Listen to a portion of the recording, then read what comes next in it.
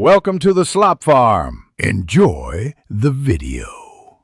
In this video, I will explain how to use Data Loader in Oracle EBS. This powerful tool efficiently transfers large volumes of data directly into your Oracle applications.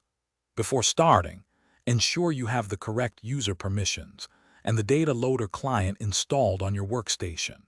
It requires a stable network connection to your Oracle EBS instance for smooth operation. We will cover the essential steps to get you up and running quickly. Preparing your source data is a crucial first step for any successful data load. Organize your information in a standard spreadsheet format, like a comma-separated values file, ensuring each column represents a specific field in Oracle EBS. Meticulously clean your data, correcting any inconsistencies or errors beforehand. This proactive approach saves significant time during the actual loading process, minimizing post-load corrections. Once your data is prepared, launch the Data Loader application and connect to your Oracle EBS instance.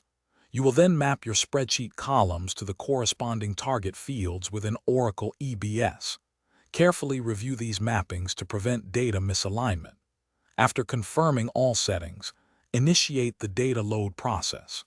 The tool will provide real-time feedback on its progress, indicating successful records and any immediate failures.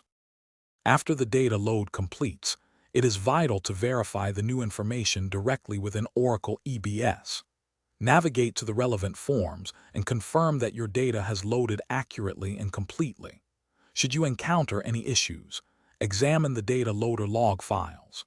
These logs provide detailed insights into errors, such as invalid values or missing mandatory fields. Understanding these messages will guide your troubleshooting steps for a successful resolution.